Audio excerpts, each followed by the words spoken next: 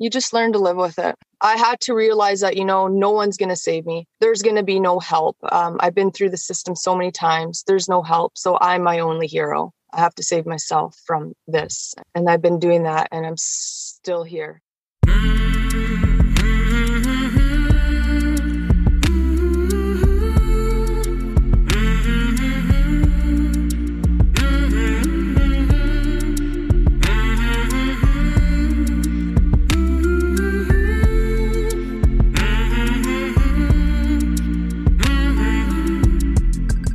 Hey there, my name is Sean, and this is Suicide Noted. On this podcast, I talk with suicide attempt survivors so that we can hear their stories. Every year around the world, millions of people try to take their own lives, and that number ain't going down, and we still ain't talking about it. We're not talking about it enough, and when we do talk about it, many of us, including me, aren't very good at it. So one of my goals with this podcast is to have more conversations and hopefully better conversations with survivors. Quick note, as of this morning, we reached 13,000 monthly downloads. Do I know exactly what that means? No. I know more people in more places are hearing these stories of survival, and I hope they are feeling a little less shitty and a little less alone. Now, if you are a suicide attempt survivor and you'd like to talk, please reach out. hello@suicidenoted.com, on Facebook or Twitter @suicidenoted. Check the show notes. There's all kinds of other information, including another way to reach out via a recorded message, and I love recorded messages, programs and presentations we're working on, different ways to sponsor and support us, including an upcoming membership we will be launching very soon. I will keep you posted and abreast on all of that. But always remember, however you are involved, however you participate, thank you. Finally, we are talking about suicide on this podcast as we do every week.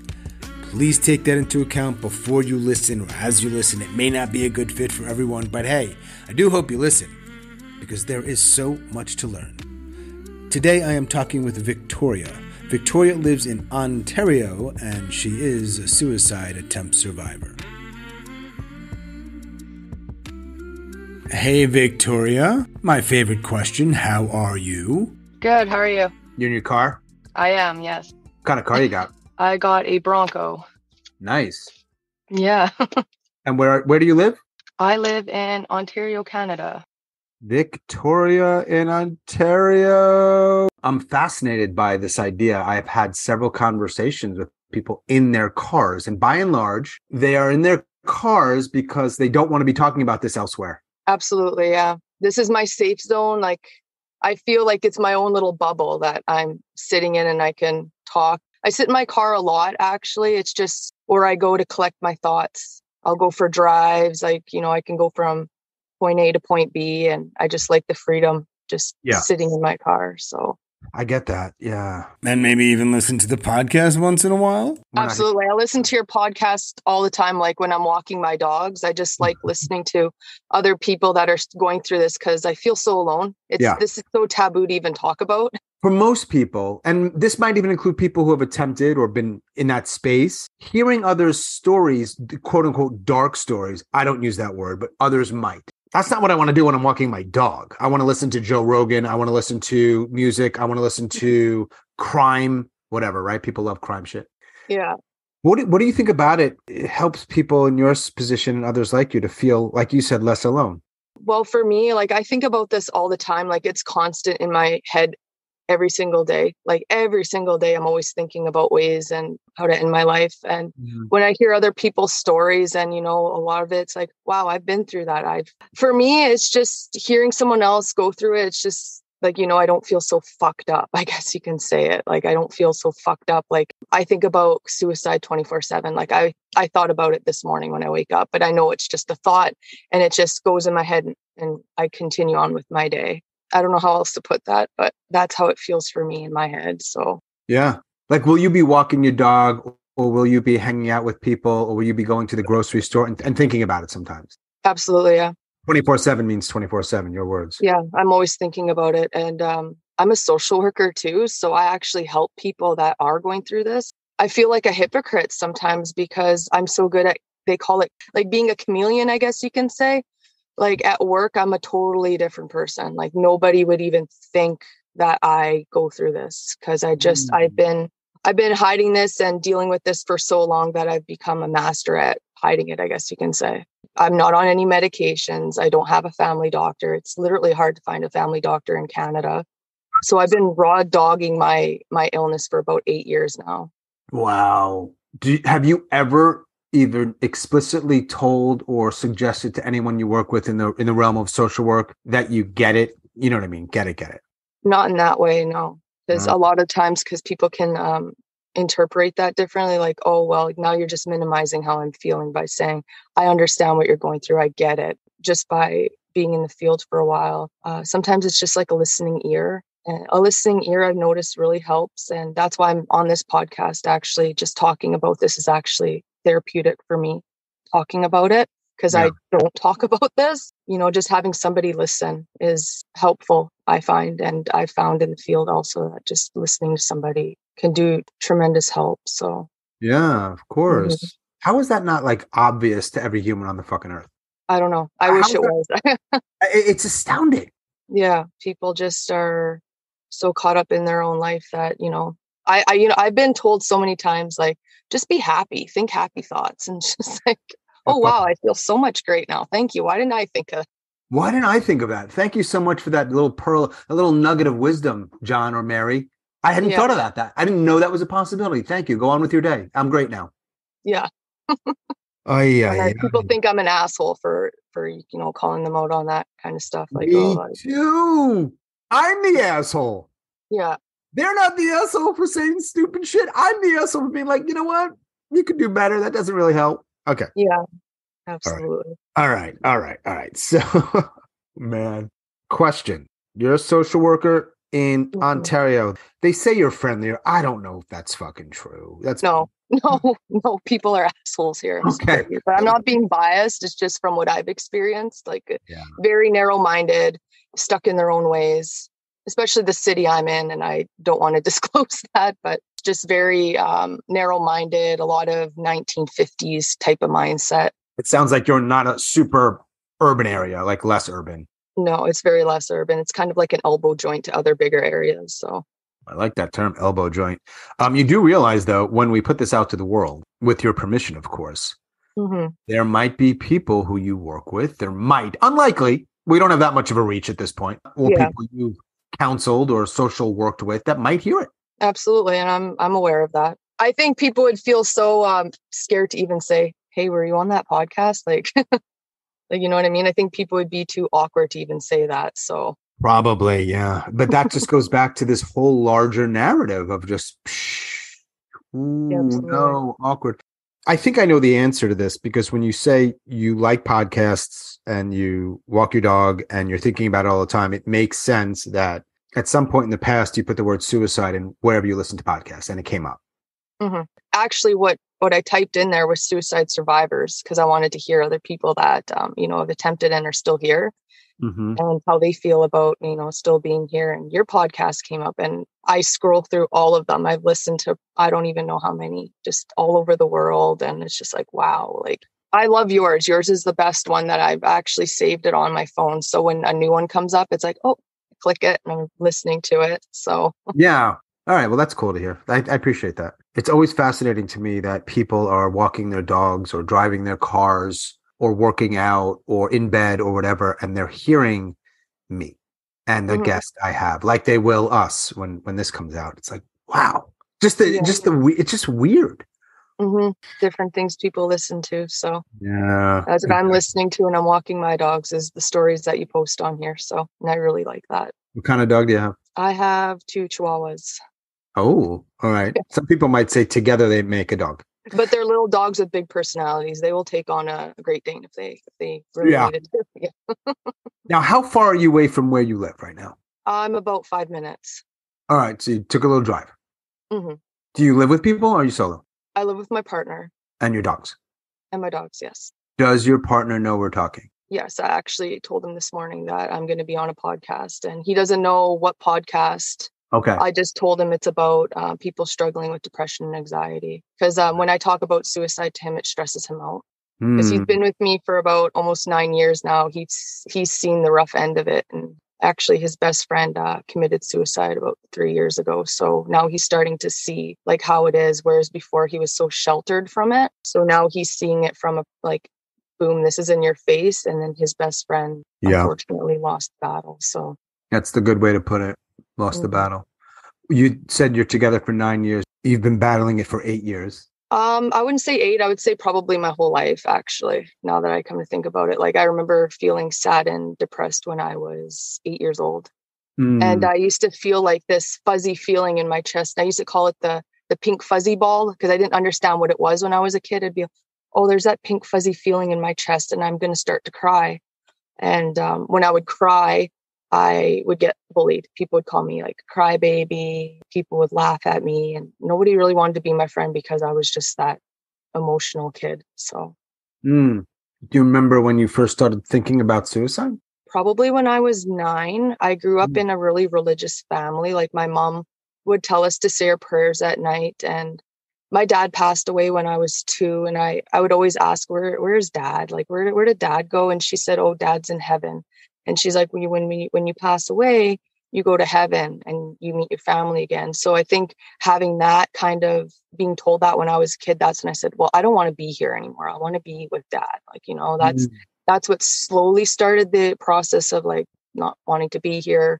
Being dead is probably better because you see your whole family again. So that kind of stuck with me when I was growing up. And my first real attempt was when I was 14.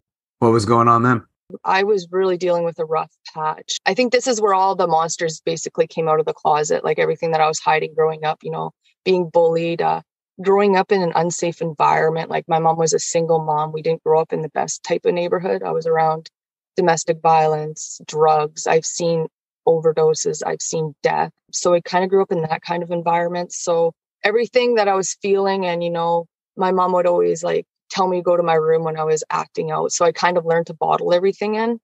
So when I finally hit 14, I was still being bullied at school, like basically relentlessly. Like I would have my stuff thrown in the garbage when I'd get back to class. My books would be in the garbage. People would throw my iPod in the garbage. That was like a huge thing for me, was my music at the time. I got fed up. I would bring knives to school to basically tell these people to, leave me alone. I would get my chair kicked. Like people would kick my chair.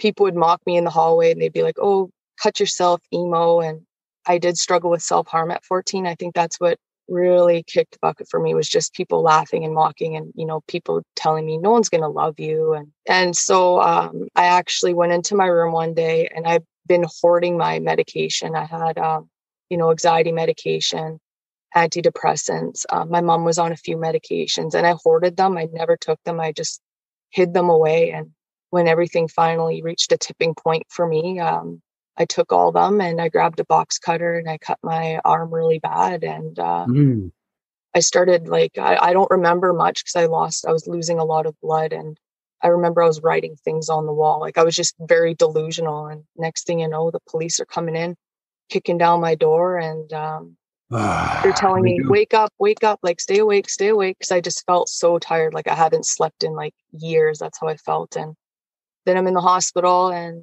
it basically went downhill from there. Called it the zoo. Like, I know that's such a really mean term to say that, but it's like there's people screaming, people shouting, like there's so much going on. And I had to get my stomach pumped. I was in there probably for 7 days. And as sad as it is, you can manipulate the system. Like you can just say, you know what, I'm better now. I don't know what I was thinking because like I didn't want to be in there. I felt like they were just putting me on all these different medications that made me, I was like, this is stupid. And yeah, totally.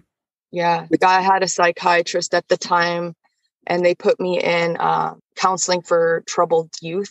And my sister would have to force me to go, like bribe me because I didn't even want to go. She'd be like, okay, Victoria, well, if you go to this counseling meeting, I'll go and buy you hair products. Because I used to have like this wacky, funky hair when I was a kid. That's what I loved to do. And so that was the only reason why I would go to these meetings, is so I can basically get a different hair product. If you ever write a book, if you've heard the podcast, I'm a genius with titles. Mm-hmm. I decided I am a genius. Nobody else said that about me, by the way. I just think The Zoo is a great title. It needs a subtitle. Mm-hmm. The Zoo. I fucking love that. I also love Pink Fuzzy Ball. That's got to be in there somewhere too. Yeah. I love these names. I don't love that you went through it. I just think the names are really powerful and like visually strong. The zoo. Come on. It's almost look, let me get on my little venting moment here. You know I do this from time to time. It is legitimately, if the US isn't Canada, it seems somewhat similar in some ways. It's almost like there were people designing a space like the place you were at for 7 days where it's like, let's do the opposite of what's most healing. Yeah, absolutely. Let's keep you in a room. Yeah. Keep you contained in your room. Have the doctors look at you like you're in like basically like you're in a zoo. You're trapped in a little cage, and then there's a window there, and they're looking at you, and there's no privacy, right? And you know that there will be people hearing this who'll be like, "Oh my God, I totally get this." But I think if we told this to others who didn't get it as much, they'd be like, "Well, you don't really know what's best for you." Yeah, I really hope that doesn't offend any of the listeners. Like, I really hope it doesn't. So yeah, I can't speak for the listeners. I don't. Yeah. I don't know why it would offend them, but that doesn't personally bother me. I would much rather offend a few people and have honest conversations than play it safe. Absolutely, right? Play it safe. That's what we do. It's all risk mitigation, and people are fucking offing themselves all the time. Yeah. Come on, like have a real conversation. Let's not bullshit everyone or each other. And yeah. So when you get out of the hospital, you've already told me it's been going on for years to this day, as we speak, in your Bronco. Yep. So I know things don't magically get better, obviously. No. Even if you hadn't said that, I would assume they're not getting magically better. You just learn to live with it, unfortunately. Yeah. And it's sad to say that, like, I had to realize that, no one's going to save me. There's going to be no help. I've been through the system so many times. There's no help. So I'm my only hero. I have to save myself from this. And yeah. And I've been doing that, and I'm still here. So I think it's just a little bit of resilience that, runs through my family that, why I'm still here struggling with this, and I'm still here. Yeah, but Victoria, I admire you for that. But the energy it takes to, quote, be your own hero, you could argue it's keeping you alive. And you'll tell me if I'm wrong here. I'm speculating, I suppose. But it's fucking tiring, and in some parts, probably not helping you very much. No.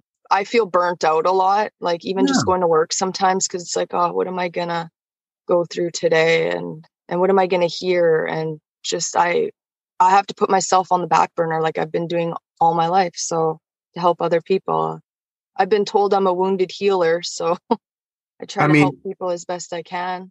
With maybe a few exceptions, the only people that I find connection with in this whole sort of broader context are people who are wounded.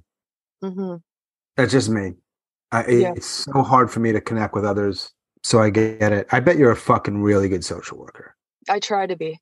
I bet you are. Let me just sort of zoom out for a second, then we'll zoom back in. How many in total, however you defined attempt, how many are there in total? I don't know. I've lost count. I've been in the hospital so many times. Wow. Okay. When I was actually in college, believe it or not, doing social worker, I was actually being bullied in there too. For my depression, anxiety, I'm probably not going to listen to my podcast because I don't like the sound of my voice. Was a big, huge anxiety trigger for me, was my voice. So when we had to do presentations in front of the class, I would just start zoning out, won't be able to do it, having your typical racing thoughts. And people would say, you're doing it for attention. Like, you're doing it for attention. And that kind of shit pissed me off. And I said, you know what? I'm going to go up in front of this classroom and I'm going to do this presentation. I'm going to rock it. And I did. I thought I did anyways, because I graduated with honors, in my social work program. So I'm pretty damn happy about myself. Amazing. One question here that I think this is astounding to me. I get middle school, high school people bullying. I don't like it. I think it's awful. I get it. Are you saying that when you were in not just any program in college, not just any program, not architecture or accounting, social work, the people there, some of them bullied you? These are people now in social work. And I'll let you know that my sister she's kind of a bigwig at one of the places here that deal for people, like foster homes and that. Yeah, there's some of the workers there that I know because I deal with those agencies, and I'm being told by people they're not good at all. All right. So and these women were a lot older than me too. Yeah. Ooh. So all right, 14, attempt 1. You've had a lot. You've been in the hospital a lot. So sort of broader questions. Are you attempting somewhat regularly? I don't know if that's the best way to sort of frame it. Once every year, is it sort of you come back to it, come back to it, come back to it? It's always come back to it. I've learned to just say, okay, when I'm starting to get these thoughts, I need to do something. I need to distract myself. So that's when I will get in my Bronco and I'll go for a drive around town, or I'll take my dogs out somewhere. I even take my brother's dog out. Like, I'm always walking dogs because it's just like, I got to keep on moving. When I'm not working, I cannot sit at my house and just be a couch potato because my mind just eats away at me. I have to constantly keep busy. Yeah, but that's kind of good awareness, right? That's survival. Yeah. I mean, you don't need me to validate you, but it's sort of that you were saying earlier, you got to do what you got to do. And it doesn't sound like anybody else is stepping in. Absolutely. Yeah. It's just me. Well, let me go back to 14 for a second. You did something that really caught my attention. You didn't just take pills. You cut yourself also. And I am no expert here at all. But when I hear that, I'm like, she wants to die. Two things make me think you're doubling up almost. Yeah. Does that make sense? It does, but now that I look at my arms are just completely ransacked with scars. I look at it as like, I wasn't like, maybe I didn't want to die there. It was just, I just wanted these thoughts to stop because, people, when they're smoking cigarettes, right? They smoke a cigarette, their craving kind of calms down. It kind of keeps them calm. But for me, when I self-harmed, that was like almost like the same feeling. Like, it was just like this wave of calmness. And I think that's why it became an addiction, because like it was just a way of a coping mechanism at the time that I used to do, was just cut myself, and everything would just calm down. Because now my head's not more focused on what's going on around. I'm focused on my arm is bleeding right now. Like, what am I going to do? Yeah, that's how my mind worked anyways. So do you think that was an addiction? Yeah. Yeah, it was an addiction. For sure it was. Like, I don't drink. I mean, I do smoke marijuana at times to help. And I'm not too sure if I can even say this on the podcast, but I do mushrooms. And that's actually, I've done my research on it, and it actually helps with depression, microdosing. So I do that as a way to help too. So you can say whatever you want on the podcast. Certainly mushrooms is fine. Yeah. I'd like to experiment with them also, because I think it could help me. But it's tricky here in the States. We're weird about drugs, because if someone's not making a whole lot of fucking money, they make it very, very difficult for you to get anything. Yeah, absolutely. You got to do it illegally, and that brings up a whole other bunch of issues, obviously. So you said you've never taken, or at least you don't take meds now, this sort of... No, I do it more herbally. Like I'll do mushrooms or I'll smoke marijuana, but it's not every single day, because I don't want to rely on that. I still want to be coherent. I still want to deal with what I'm dealing with, so I don't become dependent, if that makes sense. But yeah.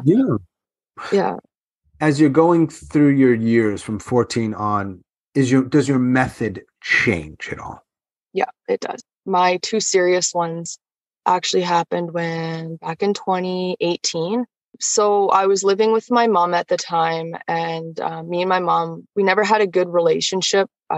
Like, my mom was just basically stressed out about me too. Like, I was just I'll admit I was awful. Like, I took my anger out a lot on her. Like, why did you even have me? Like, why was I even born? And I had that anger towards her for so long. Like, why did you have kids? Like, why didn't you put me up for an adoption? Like, you don't know what you're doing. And so I had that kind of resentment toward her. And I'm not too sure what the argument was, but there was a huge argument. And I remember going down to the basement, and the basement was like, it wasn't finished. So there was like big beams hanging from the ceiling. And I remember I actually went to a hardware store maybe about a couple of hours before this whole argument, and actually bought a rope. I bought a rope. I knew what I was going to do. I did my research on how to tie the rope, where to put the rope, like how to do all that kind of stuff. So then I was so stressed out and fed up. I actually shut the basement door, and I went down there, and I just remember sitting to myself, like, I'm going to do it. I'm going to do it. And then I remember I was upset, and I was like, will I be forgiven? Like, is there going to be forgiveness for me? And I'm like praying, and I'm like, I'm so sorry if this is what's going to come to it. Like, I didn't think that, like, I don't know how else to put it, but I was just praying and asking for forgiveness. And then the next thing you know, I kick the chair out from below me, and I can hear the like almost like an echo of the chair hitting the concrete. It's like, and then it just kind of faded out. And I don't remember how long I was there for, how long I was suspended for, but I remember feeling this light feeling over my body, almost like it's just, things just started zoning out. I heard this ringing in my ear. And then the next thing I remember is like, someone's lifting me up and they're saying, cut it down, cut it down, cut it down. And then my partner, I open up my eyes a bit, and my partner's like rushing or looking around everywhere in the basement trying to find a rope. And my sister's trying her hardest to lift me up. I'm pretty tall. I'm almost 6 feet, and she's shorter than me, and she's trying to lift me up. And that was that. They laid me on the ground. They were trying to keep me up. Next, the paramedics came again. I was awake. I was pissed off. Back into the hospital I go, and manipulated the system again. I'm okay. Like, there's no help there. I got out within 2 days. The zoo manipulator. Yes. I get that. Yeah. Oh, wow. Just to be clear, you were in the basement. It was your mom's house, but your partner was there? Yeah, my partner. I don't know where my partner came from, because when me and my mom had this little argument here, he wasn't there. So he must have just came at a perfect time. Wow. Was it the perfect time? I would say maybe. I wouldn't have met my best friend. So I have a best friend, and I struggled with making friends. Maybe that's a good thing that I'm still here. Wow. In 2018, are you in your 20s? I can't tell. Yeah, I was in my 20s. Yeah. Early 20s. I'm 29 now. I had a sense of that when you used the word iPod earlier. When the iPod was in the trash, I'm like, all right. I'm curious, not to get too macabre here, but I'm curious to learn more about when the pain and the ideating and the ruminating and all of that stuff amps up just a bit more, or more than a bit more, and then one tries. I know it's like 4 years ago or more. Like, why that day? I don't know. Like, it's just a buildup of everything. Like, I was at a job I hated. I was a scapegoat there because I was the youngest one. I would get in trouble for things that I didn't even do. There was a lot of cliques at that work, and I just didn't fit in with any of them. So it was that feeling of not fitting in, feeling stupid. And those are all feelings I felt my whole life, like just not fitting in, feeling stupid, feeling different. And it was always women. I don't get it. It was always women that just treated me like shit. I felt excluded. I didn't get included into when they had things at work, like holiday, whatever they have, like holiday gatherings or anything like that. The invitation flew over my head.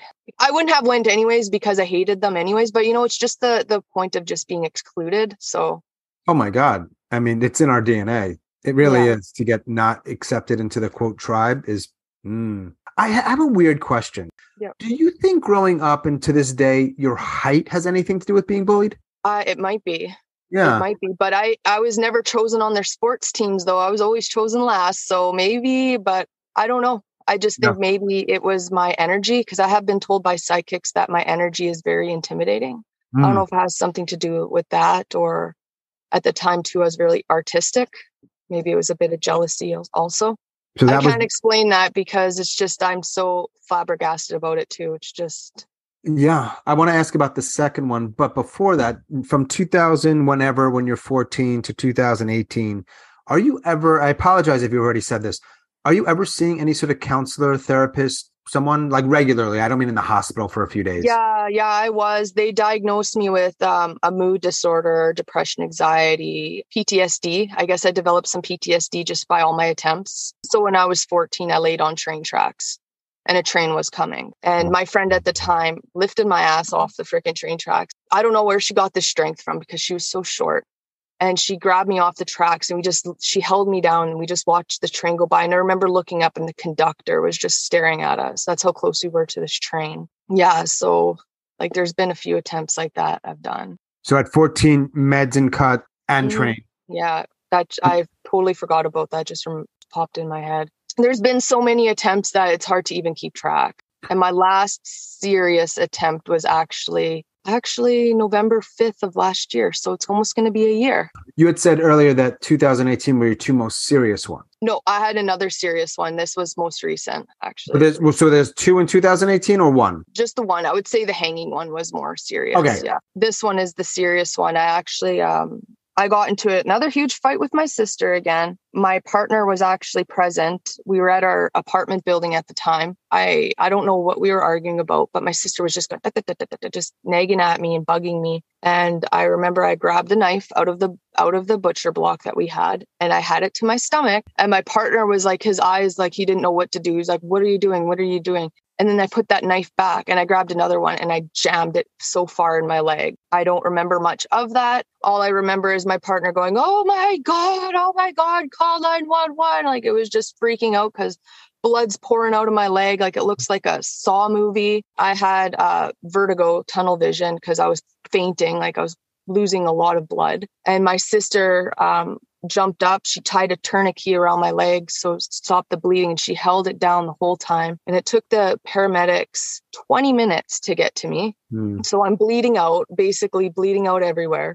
Are you dying? I think so, yeah. I think I was actually dying because when I actually did arrive to the hospital, I was rushed into surgery. They held my everything was like they were ready to basically do operation because they didn't know what was going on, like if I hit anything. I was on so much pain meds, I don't really remember much of it. I remember talking to a cardiovascular doctor saying that I hit a nerve, one of a major artery in my leg. I just nicked it. I don't know what they did, but they were able to help, like not heal it because I still have an aneurysm in my leg.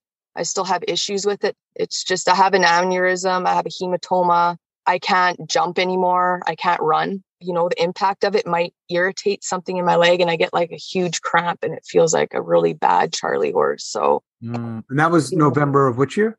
Last year. Wow. So that was like my very serious one. And I don't know what I was thinking. Like if I would have just stabbed myself in the stomach with that knife, I probably wouldn't be here today. All the while, your partner can't necessarily speak on his behalf, nor maybe do you want to, but he's sticking it out with you because he's still with you right now. Some people would be like, yeah, she's too fucking crazy. I gotta go. And I've told him right in the very start when we first started dating, like I said, like, hey, I have mental health problems. Like, I struggle with my depression. I struggle with anxiety.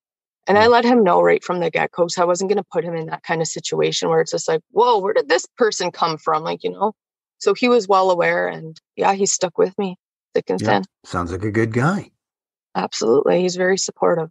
What's it like, whether we're saying wanting to die or wanting the pain to end or whatever it is, and then you don't die. And this has happened several times in your life, right? Mm-hmm. And you wake up.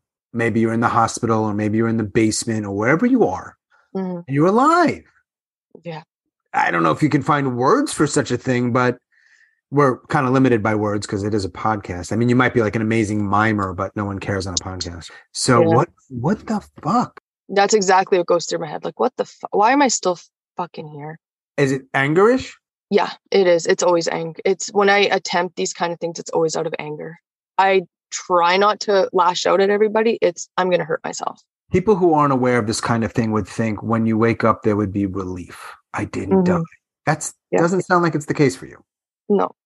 Even to this day, I still think about, am I still going to be here? Like right now, like, I don't think I'm going to make it past 30 with this illness. I really don't. When is your birthday? In April. And so it's now early November. You said you're 29, right? Yep. So you think you might be dead before you're 30 in April of 2023? Possibly, yeah. I think that it's just going to be, I accepted the terms, like, like, I'm not going to die natural death. Like, I'm not probably going to be living out my whole life expectancy. I do think that it is going to end by my own hands. Just the way that it's becoming now. My thoughts are becoming more vivid, more like intellectual, I guess you can say. Like I'm becoming more aware now. It's not going to be cutting myself because that didn't work. It's not going to be hanging myself because that didn't work. Like it's going to be something more like. It's going to work. Yeah. Weird question time again. You had said you're not going to live out your I think you used the word natural life or expectancy.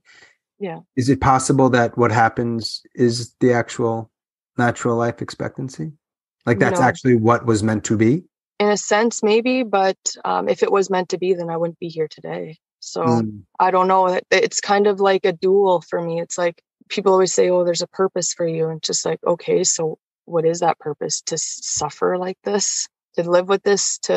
only have like one friend that you consider your actual friend, and any other time it's just like you're always by yourself, or you're with your dogs, or you're like, it's just, it sucks. With the friend you're talking about, your partner? No, I have another friend, but my partner is basically also my best friend too. Yeah. But like we're around each other 24/7 all the time. Like we live together, and it's just like, right. I think dealing with like him hearing my shit all the time, I think it'll become like, starts becoming a little bit too much. Yeah. The burden thing is what comes up a lot for people, I know. Yeah. So other than walking your dogs, sometimes smoking or doing microdosing, what helps you get through the day? My dogs. My one dog, I call her my soul dog. She was my best friend even when I was younger, because I got her when I was like 17, when I was dealing with all this. I never liked to leave my house as much. I don't know if I had a bit of agoraphobia. Like I didn't like, because I always thought something bad was going to happen. But then I got my dog, and all that diminished. Like, it's like, okay, now I have to walk my dog. I have to go outside and walk my dog, go outside. And I would walk like to the stop sign of the end way of my house and then come back. And then I would keep on going a little bit further and further and further until finally it's like, oh my God, I've walked 5 blocks and I didn't feel anxious. So this dog really meant a lot to me. And she actually passed away 2 days before my birthday this year in April. So that was a huge blow. Yeah. Losing my dog, and then people telling me, oh, just get over it. You got a new dog, get over it. And it pisses me off. I cut those people out of my life so quickly. Like it's so easy for me to cut people out now. I filtered through so many people throughout my life. Like, I don't care who you are. Like, if you say something like that, it's just like, I don't want you in my life anymore. Just you're done. Goodbye. Yeah. There's something so powerful and not discussed often, I think, at least for me, is the need to be needed. Dogs can feel that. It's kind of cool. Yeah. And I think that's another reason why maybe I'm still here too. Because I feel like I can't let my dogs down, right? They rely on me, right?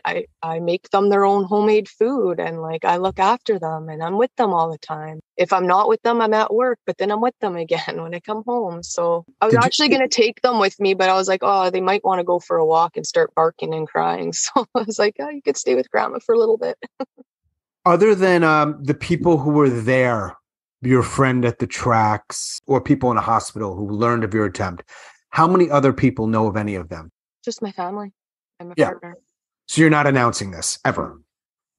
No. Even with my arms, like my scars and all that, I'm so used to hiding them that, even if I were to tell somebody like, hey, this is what I struggle with, they'd be like, what? No, you like, because I'm just so good at masking it. Right. So are you good?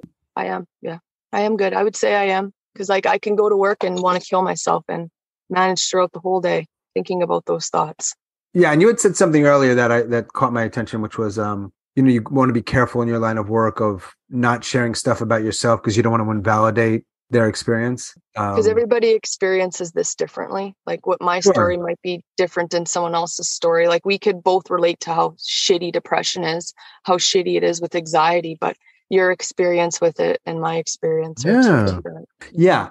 So I want to be careful how I say this. I would think, because you had shared about sort of masking things physically, like masking your arms and then masking how you feel. You want to kill yourself, but you go and do your work. I'm not sure what my point is. I think when I hear people talk about he or she didn't seem suicidal, they didn't look suicidal, they didn't sound suicidal, I'm like, I don't think you understand what it looks like. Doesn't look like a thing. And whatever you think it looks like is probably very wrong.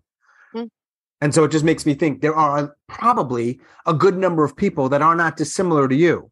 Yeah. That do smile and do go to work and do whatever else. It's a myth. Yeah. It's the invisible illness, right? It's not like I broke my arm and, ow, I'm in pain. Ow.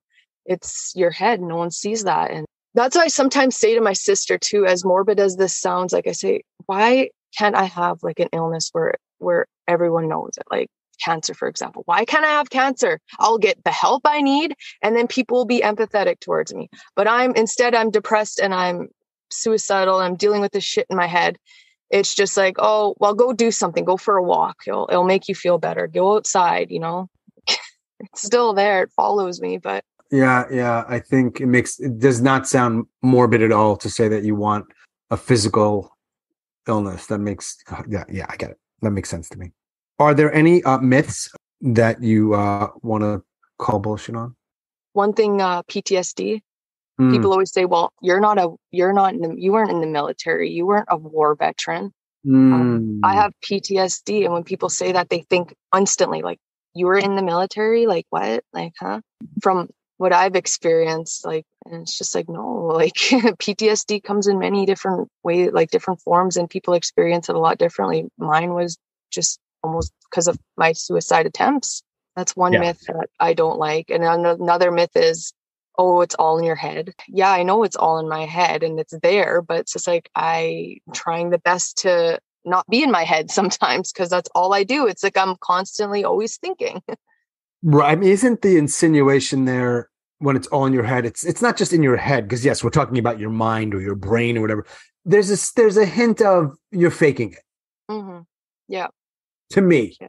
When you're dealing with this stuff, it's like, oh, they just want to get anxiety medication, right? You know, like they just want to get high off anxiety medication. They're coming here for an anxiety attack. Well, we're not going to give you any Ativan. We're not going to give you any benzodiazepines where you could just get high off it. Like, you know, that's how our hospital works here. Yeah, same here.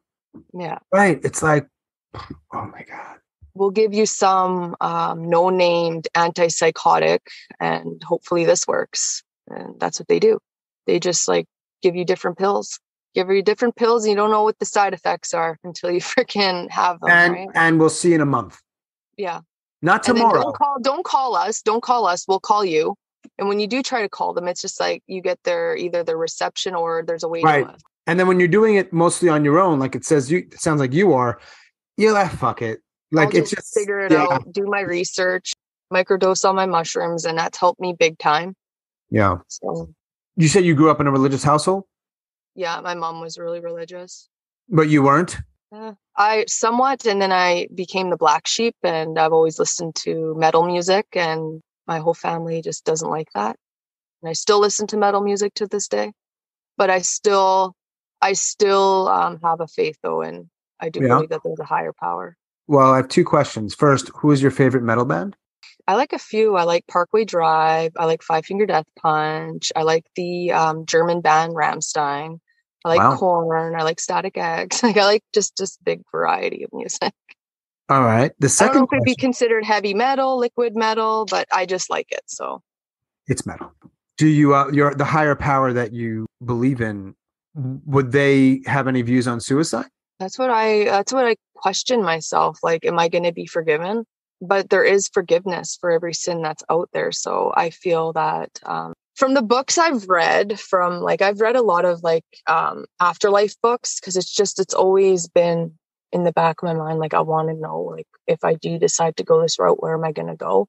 And a lot of the same books say the same thing. Like, you know, there's a healing, your soul goes through a healing process and, you know, you learn about what you did wrong in your life, but there's no judgment. Whether you get reincarnated back or you stay and you get more healing done. That's how I like to think of it anyways, rather than, you know, no, you're just going to go right to hell. You're just going to go to hell and burn for eternity and you're never going to be forgiven. I don't like to think about it that way. I like to think that there is a forgiveness and that, yeah, we're just energy beings and we got to heal. So you're saying in the space where after death, there would be some kind of entity that would not judge, be forgiving and listen. And then it would just be an opportunity to sort of learn and reflect. Absolutely. Yeah. You know what would be really kind of cool and very doable? If that shit existed here before you die. Yeah. Go fucking figure. Yeah. It probably does somewhere, but I haven't found it. Yeah. And the sad thing is too, here in Ontario, they're going to be passing a bill. I know what it is, but I just can't remember it off by heart, but it's made medically assisted in dying. And because of my illness that I have, I'll be eligible. What's your illness? I have like a mood disorder, depression, anxiety, PTSD, borderline personality disorder. I'm also on the autistic spectrum. I just got diagnosed with that just recently. I had to pay for it. It didn't come as a surprise. I knew. So yeah, because I have these personality disorders that I will be eligible to be medically basically euthanized. So rather than getting help, you know, rather than the people getting help and, you know, let's figure this out, the government is saying, oh no, let's just euthanize all of them. Are they saying that? Yeah. So it's going to be passed probably next year, I believe. You think it's going to be hard to prove that you're eligible? You or anyone else, I mean. I have no idea how they're going to do that. You know how doctors work. They're always like tricky and... Why be transparent, right? Mm-hmm. Well, that begs the question, do you think you're going to take that route? I don't know. I don't know. I think it's going to be me more of myself. It might not be when I'm 30, even though like my mind is very adamant on that. Might be when I'm in my 40s. But I did have dreams that my highest age was going to be 35, 34. Okay. But I don't know yet. Maybe my life will change. Maybe I'll move out of this crappy town and start a life somewhere where nobody knows who Victoria is. And, you know, maybe I'll own all the dogs in the world and I'll just be happy in my house. I don't know. I want to learn more about that whole system because that sounds, wow. Like I know about medical euthanization for terminal illnesses. I've not heard much about stuff that you're talking about. It's wow. Yeah, this is in Canada. Yeah. I don't know if it's just in all of Canada or just Ontario in general. If you were having a really shitty day, and from what you've shared, you have plenty of them. Like right now, if we're not talking and you're like, you know, I really want to talk to somebody. How many people in your life can you call? Probably just my sister. Even though she's busy a lot. Yeah, my sister's busy a lot. But I do talk to my sister. We go for teas regularly. Like I'll just be like, hey, we're on a lunch break. Can we go grab a tea or something? She'll be like, yeah, okay, come pick me up. So I'll go and pick her up. And that helps me. Like just little gestures like that. Like sometimes I could be in a good mood and my sister would be like, you know, yeah, let's grab a tea. But it's just like, huge relief for me.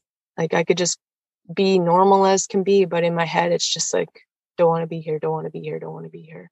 But less so to talk with your friend or partner about certain things? You're a little bit less? I mostly just stick to my close-knit group, like my partner and my sister about this kind of stuff because they're with me all the time, right? So, and I still feel that, you know, if you tell people too much, like even if they are your friends, they might freaking, this is too crazy for me. I mean, you did say earlier that your partner has a limit, it sounds like. So you don't have a lot of people. No. Not that you need dozens at all, but, you know, it's hard. I don't either. It's really tricky. Yeah. I'm glad you have at least one for what it's worth. Absolutely. I am one to rarely, if ever, give advice, and I really don't like it when people give it to me. I probably pull a Victoria move when they do, and I'm like, you're out, you're done, goodbye, we're not talking again. But that said, you know, I don't know who listens. You know, we got a mishmash, mostly probably some survivors, perhaps a few healthcare professionals, maybe some people, who knows, right? So it's a sort of open-ended thing. Anything else you want to add? Maybe it's directed at them who's listening.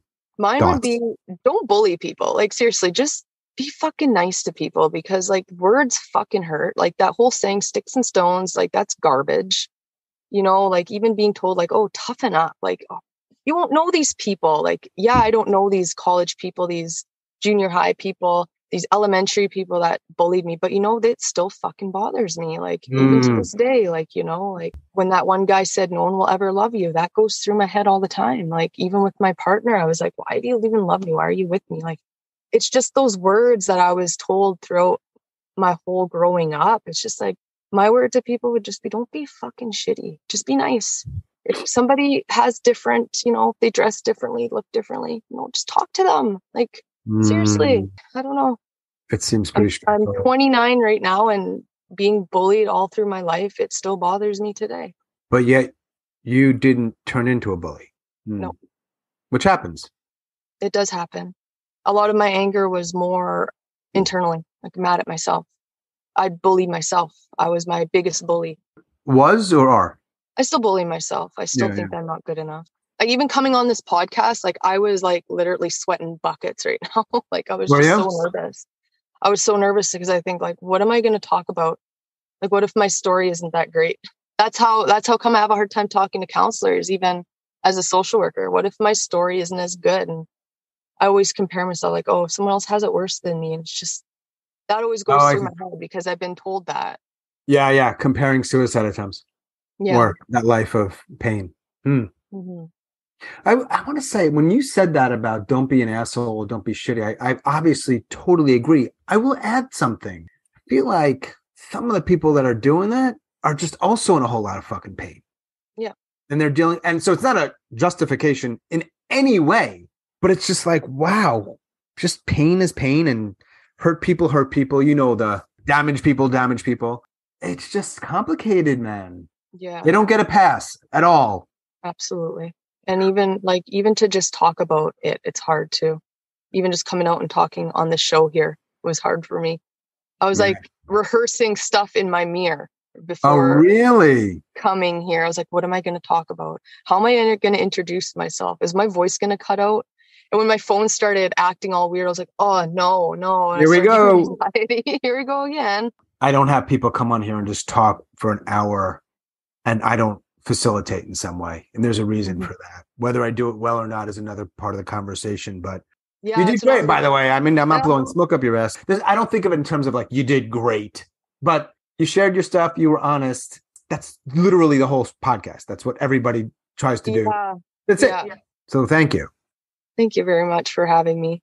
Listening to my my spiel, I guess you can say it. It's just all over the place. No, you're good. You're good. What are you going to do now? You're in your Bronco. It is early afternoon. Probably chilly up there. It's Canada, right? It's not super warm. I'm just always curious about people's days. So we're gonna hang up in a minute. Where are you gonna go? What are you gonna do? Well, I'm off work today, so that's good. So I have that's why Wednesday worked great for me. I was like, because I don't want to, go to work and after just unloaded all this stuff onto somebody, I'm probably just gonna, walk my dogs, just what I normally do, my everyday routine, walk my dogs and just try to keep busy for the rest of the day. Whether I'm washing my car, walking my dogs, there's not much to do in this city. No, it's very small. So I'll probably just do that, go for a nice long walk with them. That makes them happy. It makes me happy. So do you ever get those pink fuzzy balls, or is that more of a kid thing? No, I still get them when I'm around my partner's family because I don't think they really like me just because the age difference. He's 5 years older than me. Is that a lot? I don't understand. As long as you're of age, right? Like, I don't know, like I'm not a kid. But I mean, 5 is nothing. Yeah, like we're both adults. So, I think it's at the age, her thinking I'm not good enough. So I tend to avoid his family gatherings because that's when I start to get that fuzzy feeling in my chest, and it's the fuzzy feeling in my chest that's now going to my fist and it wants to swing. That's how it's coming out sometimes. It's just like, no, Victoria, we don't do that in society. We got to be calm. I was going to ask you earlier, but I didn't. Does it ever not go internal and you just want to punch someone in the face or take a knife and shove it in their neck? Sometimes. That's why I used to go to the gym a lot. I used to do CrossFit. I used to do boxing, and I would just punch the shit out of that bag, just all the frustrations out. And I think that's what I'm missing because like COVID happened and I stopped going to the gym. I gained a little bit of weight because of it. And I think that was helping. That was a huge outlet for me, was working out, lifting things up heavier and just not thinking about like whatever's going around me right now. I'm just focusing on lifting up this barbell right now. So I think that's what I'm missing right now in my life to get back on track. I will say this in conclusion. Once again, Victoria, thank you. And I really hope you enjoy your walk today with your dogs. Thank you very much, Sean. Thank you for having me on your show. My pleasure. We'll talk soon and stay warm. And thanks again, Victoria.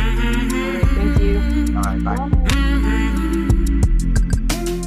As always, thanks so much for listening and all of your support, and special thanks to Victoria up in Ontario. Thank you, Victoria. If you are a suicide attempt survivor and you'd like to talk, please reach out. hello@suicidenoted.com, on Facebook or Twitter @suicidenoted. And yes, you can check the show notes for all kinds of other cool things, including another way to reach out to us via a recorded message, or programs and presentations, supporting us, sponsoring us, joining us as a member, and more. Oh, and by the way, we reached 13,000 monthly downloads as of this morning. Boom. Thank you. Really. You rock. That is all for episode number 141. Stay strong. Do the best you can. I'll talk to you soon.